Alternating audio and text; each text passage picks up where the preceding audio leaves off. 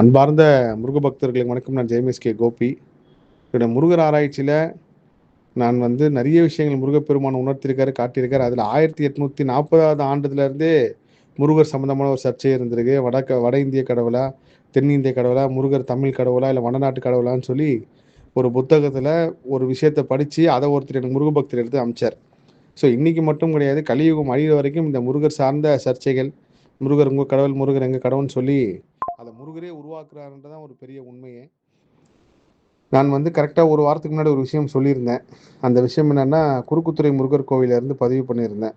உலகத்தோட மூத்த மொழி தமிழ் மொழி. அந்த தமிழ் மொழி உண்மை அப்படின்னா முருகரும் உலக கடவுள் தான் அப்படின்னு சொல்லி அதை இன்னைக்கு திரு சீமான் அவர்கள் கூட பதிவு செய்திருந்தார். உலகம் ஃபுல்லாக தமிழ் மொழி இருந்திருக்குன்னா அப்போ தமிழ் ஃபுல்லாக முருகருக்கு உண்டான மொழி தான். முருகர் தான் தமிழ் கடவுள், தமிழ் கடவுள் தான் முருகர்ன்ட்டு. அது மட்டும் கிடையாது, நம்ம கலியுகத்தில் மட்டும் முருகப்பெருமான் வழிபாடுன்றது கிடையாது. எல்லா யுகங்களையும் முருகப்பெருமான் வழிபாடு இருந்திருக்கு. சத்தியுகம், திரேதாயுகம், துவாபர யுகம், கலியுகம், இந்த 4 யுகத்துலையுமே முருகப்பெருமான பல்வேறு பேர்கள் வழிபட்டிருக்காங்க.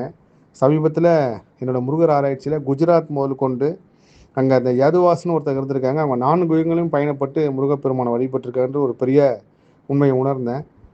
அதே போல் இமயமலை பயணத்துக்கு அப்புறம் இமயமலை சார்ந்த நான் நேர்காணல் கொடுக்கல. காரணம், சாய் செந்தில் ஐயாவோட அம்மா மருத்துவமனை அட்மிட் ஆனதுனால அவர்கிட்ட நான் சொல்லியிருந்தேன், சார் நீங்கள் எப்போனாலும் வாங்க, அம்மா தான் முதல்ல அம்மாவை பார்த்துட்டு நீங்கள் சென்னை வந்ததுக்கப்புறம் கண்டிப்பாக நம்ம ஷூட் எடுப்போங்க சார்னு சொல்லியிருந்தேன்.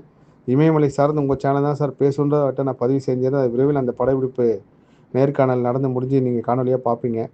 உக்தி கார்த்திக் சுவாமி கோயில் போனதுலேயுமே ஒரு பெரிய அற்புதம், அதிசயம்.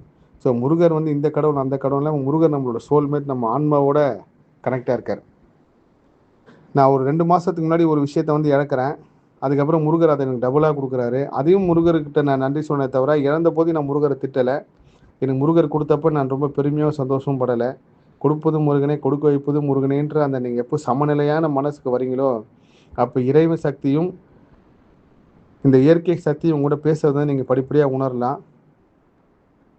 இன்னும் ஒரு 45 நாள், அப்படியே அதிகபட்சம் ஒரு 2 மாதத்துக்கு இந்த முருகர் சர்ச்சை அதிகம்தான் ஆகும், கம்மியாகாது. எல்லாருமே பேச ஆரம்பிப்பாங்க. இதையும் முருகப்பெருமான் தான் நடத்துகிறாரு. முருகர் தான் இந்த திருவிளையாடல் செய்கிறாருன்றது ஒரு பெரிய உண்மை. அதே போல் இயற்கை பாதிப்புகள் எது வந்தாலும் நம்ம எதிர்த்து போராடி அதில் ஜெயிக்கணும்னு எல்லோரும் வேண்டிக்கிங்க. ஏன்னா உலகம் முழுவதுமே எல்நினோ பாதிப்பு எல்லாருமே ஒன்று ஒன்றா பதிவு செஞ்சுட்ருக்காங்க. இது எல்லாமே கால சுழற்சிப்படி நடக்கிறது தான். 60 வருஷத்துக்கு ஒரு வாட்டி ஒரு சுழற்சி நடக்கிற மாதிரி இப்போ அந்த சுழற்சி நடக்குதே தவிர, இதில் தெய்வம் இல்லை, தெய்வ சக்தி கிடையாது, நம்ம இத்தனை கடவுளை கும்பிட்டோமே அப்படி கும்பிட்டு நம்மளுக்கு பாதிப்பா சோதனைன்னு நினைக்காதீங்க. கூடுமான வரைக்கும் சமநிலைக்கு மனசை மாற்றிக்கிங்க. என்னோட முருகர் ஆராய்ச்சியில், கர்ம ஆராய்ச்சியில் உணர்ந்த விஷயம் என்னென்னா, பிரமிடு எகிப்து காலத்திலேருந்தே நீங்கள் முருகப்பெருமான் வழிபாடு அங்கேயும் இருந்திருக்கு. ஏன் மண்பானையில் புதைச்சி வச்சாங்க, ஏன் எகிப்து அந்த பிரமிடு பண்ணி வச்சாங்கன்றதுக்கு பின்னாடி ஒரு பெரிய பிறப்பின் ரகசியம் இருக்குது.